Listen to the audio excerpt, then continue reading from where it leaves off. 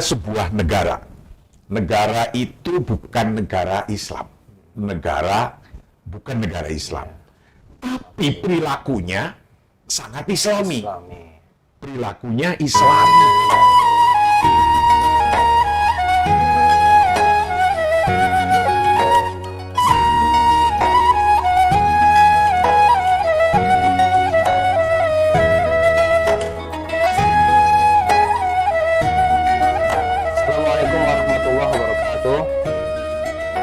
Alhamdulillahirrabbilalamin wabihi nasta'inu ala umuri dunya waddin. Amma ba'd. Pak Kiai, apa kabar Pak Kiai? Alhamdulillahirrabbilalamin. Baik. Ya, alhamdulillah. Sehat walafiat Pak Kiai. Sehat terus. Para pemirsa buku dan konten keislaman di seluruh Indonesia, alhamdulillah pada kesempatan podcast ini kita sudah dibersamai oleh Pak Kiai. Beliau adalah Dr. Kiai Haji Marsudi Syuhud, Wakil Ketua Umum Majelis Ulama Indonesia. Nah, pada kesempatan ini Pak Kiai kita mohon pandangan-pandangan Pak Kiai ini agar bagaimana isi-isi buku ataupun karya ulama, cendekiawan Muslim itu mewarnai dan menjadi inspirasi bagi pemikiran bangsa Indonesia ini Pak Kiai. Assalamualaikum warahmatullahi wabarakatuh. Alhamdulillah pada hari ini saya bisa mengikuti podcastnya lembaga Pentasih Buku dan Konten Islam. Yang tidak lain adanya lembaga ini adalah untuk membumikan ajaran-ajaran Islam yang bersumber dari hukum sabat dengan dibumikan sesuai dengan perkembangan zamannya. Bahwa membumikan sesuai perkembangan zamannya ini, akhir-akhir ini ada sebuah riset bahwa nilai keislaman itu tinggi. Prosentasinya bisa 90% orang mengaku bahwa keimanan dan agama itu sangat penting. Masih penting di Indonesia. Masih penting Pak Ya, tapi faktanya belum kelihatan, akhlaknya belum kelihatan. Masih korupsi, itu kan bertentangan dengan nilai-nilai agama kan. Korupsi masih tinggi, terus akhlak moral seperti gambling sekarang lagi marak, terus kemudian nilai-nilai akhlak seperti pornografi juga lagi banyak. Yang semacam ini kelihatannya masih ada gap antara memahami agama dan melaksanakan, membumikan ajarannya.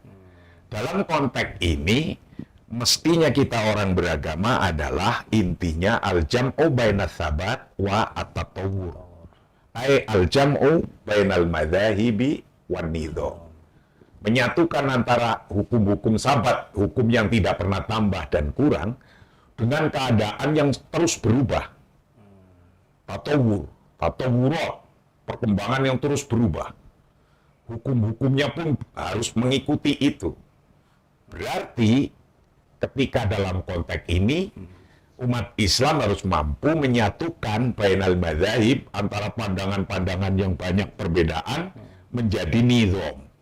Nizam aturan-aturan, baik nizam sosial, dalam kita berkeluarga, dalam kita bersosialisasi dengan tetangga, dengan organisasi, dengan se-RW, dengan sekabupaten, dengan sebangsa dan setanah air, dan dengan sosialisasi masyarakat sedunia.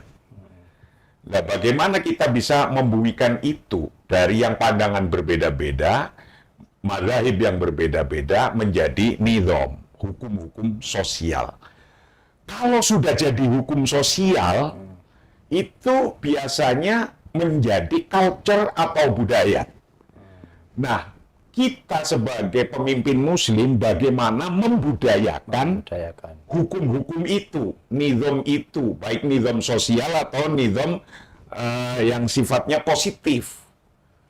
Lah, menjadi culture, menjadi budaya. Karena budaya itu sendiri hasil daripada fikrah.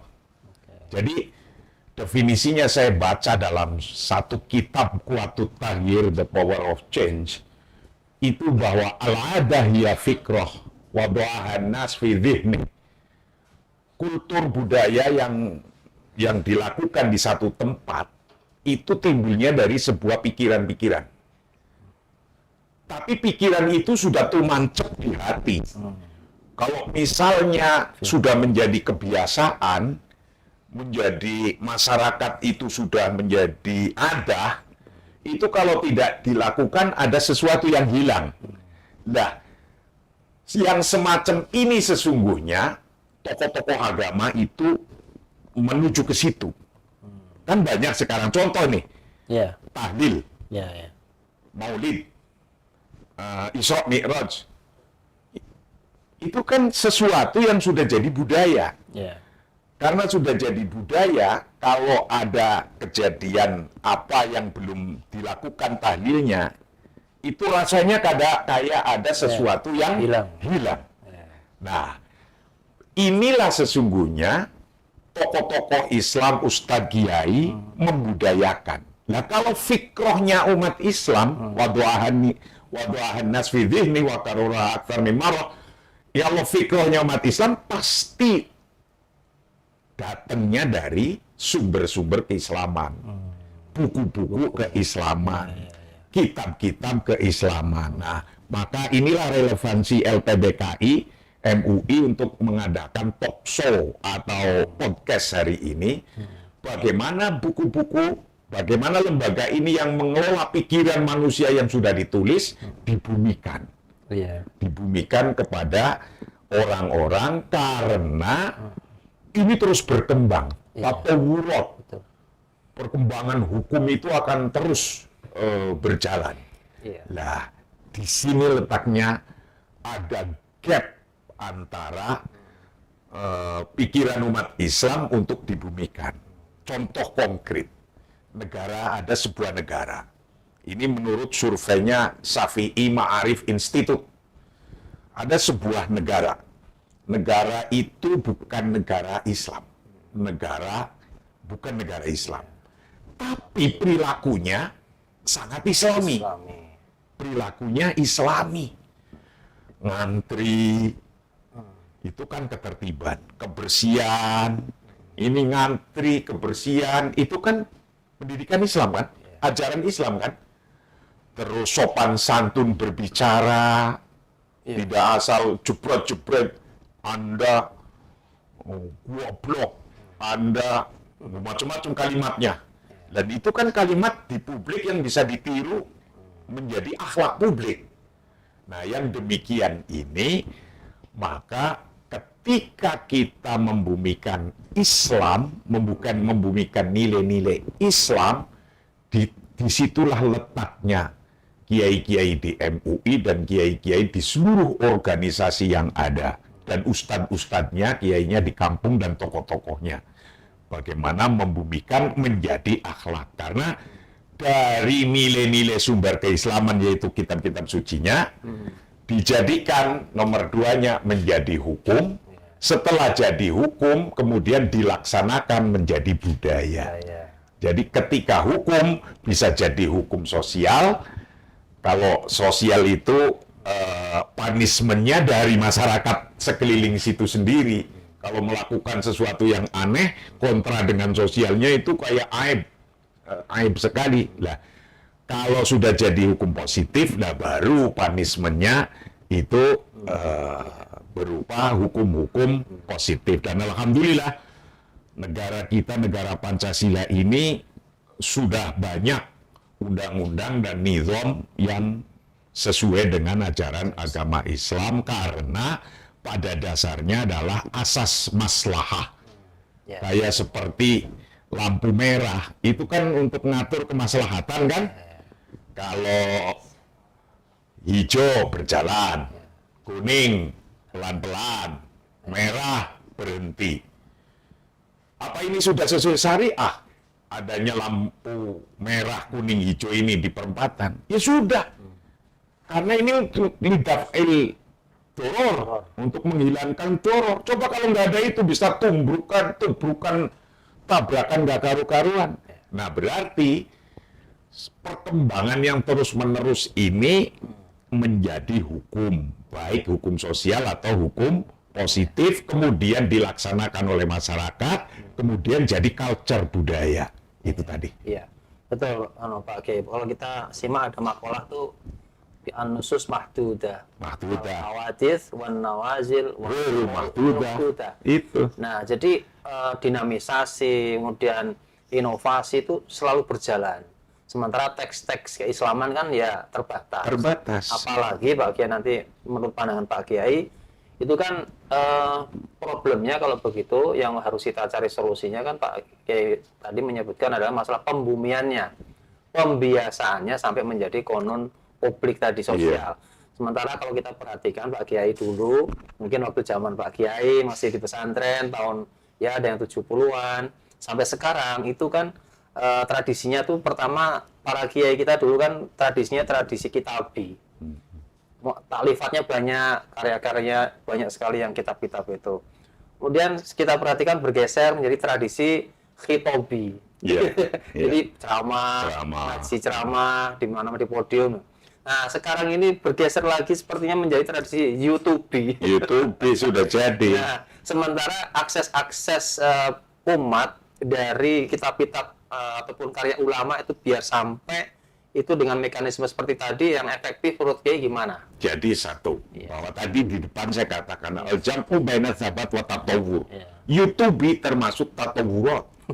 Termasuk perkembangan yang harus diikuti.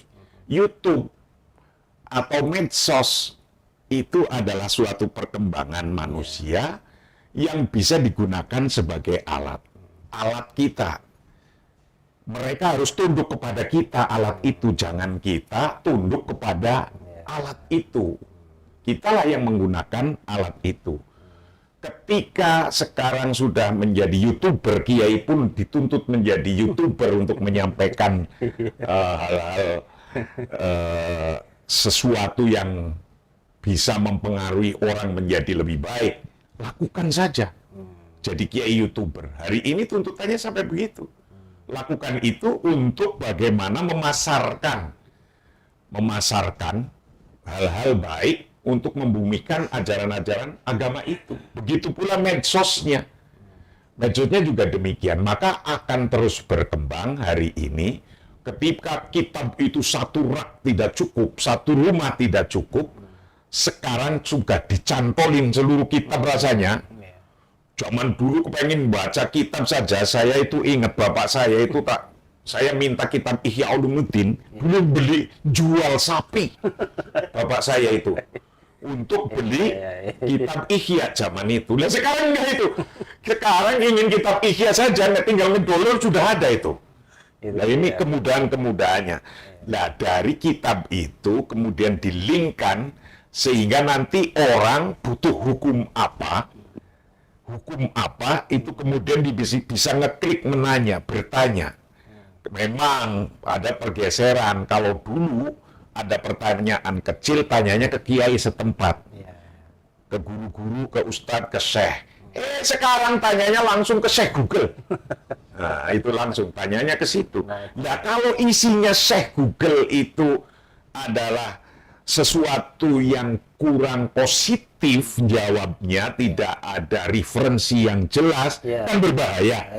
Maka kitalah MUI atau Kiai Ustadz hendaknya bisa mengikut upload di satu sumber yang bisa orang lain mengedownload ketika ada pertanyaan-pertanyaan dari kita yang punya ilmu ini. Jangan sampai yang mengupload itu orang yang masih kurang ilmunya, kurang referensinya, kurang baca bukunya, kurang dasar-dasarnya. Tapi karena pandai mengupload, maka dibaca oleh orang. Itu intinya. Ya betul. Jadi persis Pak Kiai itu apa yang terjadi dengan saat ini yang disebut dengan era disrupsi itu Pak Kiai. Era disrupsi itu ketidakbenaran yang viral itu seolah-olah menjadi suatu kebenaran. Jadi ketidakbenaran yang diulang-ulang terus seperti menjadi kebenaran. Sebaliknya, suatu hal yang benar karena kalah viral, dia menjadi tidak suatu benar itu sendiri. Nah, problemnya kan di situ, sehingga MUI ini kira-kira tadi message dari Pak Kiai kan berarti ayo rebutan ngisi pasar gitu.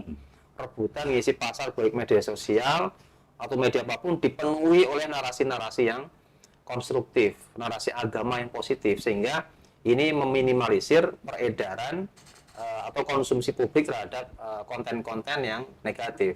Nah, masalahnya itu Pak Kiai, mungkin pemikiran Pak Kiai untuk memicu giroh ke sana ini nih, kan masih ada gap nih, terutama para kiai kita yang sebelum era milenial ini. Ini kan tradisinya masih tradisi kadang-kadang tradisinya masih tradisional banget, nulis tapi tidak diupload. Nah, ini kira-kira peran MUI untuk mengatrol ini, mengelevatori ini, sehingga wacana-wacana yang positif, konten-konten positif ini menjadi penuh untuk dikonsumsi publik, ini apa yang bisa diperankan oleh MUI? Ada 6 juta santri di Indonesia yang di pesantren, dari pesantren 26.664 pesantren, kira-kira santrinya 6 juta. Itu belum sekolahan sanawiyah, aliyah, atau YIN, UIN. Belum dari situ, atau Ma'had Ali. Sesungguhnya kita punya sumber daya manusia yang cukup.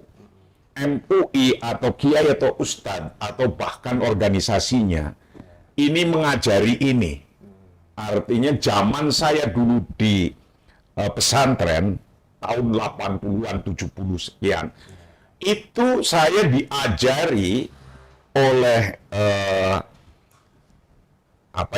asosiasi atau perkumpulan wartawan Indonesia, PWI dulu, PWI, oleh tokoh-tokoh nasional ketika itu, zaman masih Soeharto.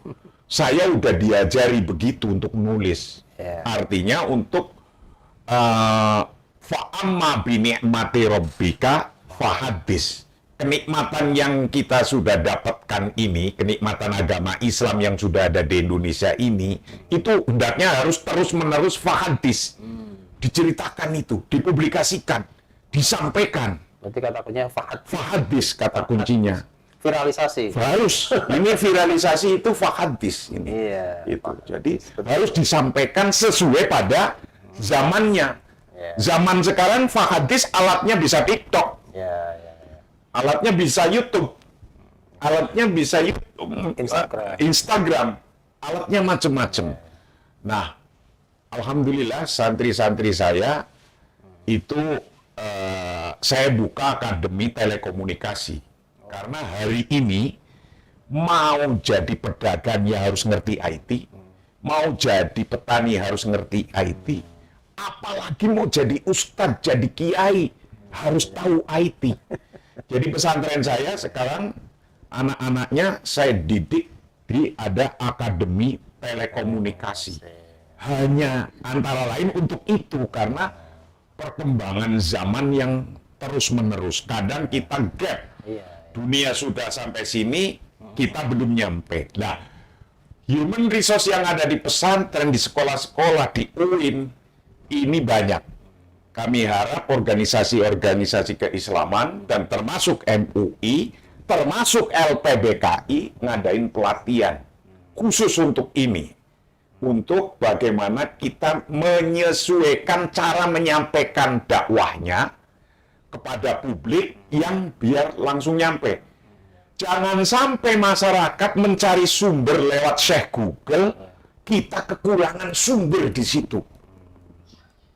Ini jangan sampai. Nanti ketika kekurangan sumber, adanya Syekh Google jawab yang kurang sesuai, nah di situ sesungguhnya kekurangan kita. Betul. Itu. Iya, jadi benar Pak Kiai, mungkin para ulama itu perannya seperti ini ya, penggembala sungguhnya. Kan man ro'a gonaman fana mayakulu dhi'bu. Kalau kiainya nggak aware masalah ini, kemakan umatnya. Kemakan sama narasi atau konten-konten negatif. Konten-konten negatif. Iya, betul. Padahal kewajiban kita itu apa coba? Kewajiban kita adalah membangun. Laqad syara amru dhala wa bina'uha daruratan minad darurat. Sawa'un kana min jihati imaratil qaum amin jihati masolihi abnaiha. Kita harus ngikutin pada zamannya, harus membangun terus. terus membangun, menyesuaikan. Sawa'un kana min jihati imaratil kaun. Baik itu adalah kita membangun yang infrastruktur seperti infrastrukturnya telekomunikasi hari ini. Kita harus ngikutin. Harus infrastrukturnya komunikasi hari ini itu apa? Infrastrukturnya kitab-kitab hari ini kalau hanya di rak kayak gitu, nggak tahu siapa yang baca. Tapi coba raknya diganti dari rak biasa menjadi raknya itu sudah di cloud. Nah, ketika demikian, bangun kemaslahatan itu, bangun infrastruktur itu sudah suatu daruratan minat darurat, keharusan. Kau min jihati masolihi abnaiha, atau untuk kemaslahatan anak bangsanya. Loh, kemaslahatannya kalau enggak kita topang, kita kasih sumber atau menjadi vitamin yang menjadi membuat orang bikin maslahah, kalau nggak ada sumbernya gimana? Kewajiban kita, daruriyat kita adalah membentuk itu, membangun infrastrukturnya yang pada zaman sekarang harus ada YouTube, harus ada medsos, harus ada itu infrastruktur. Tapi juga tujuannya untuk membangun masolih abnaiha, membangun anak bangsanya, biar jangan tercerabut. Nanti tahu-tahu orang hanya menghakimi kayak gini. Kok kamu pemahamannya terlalu kanan?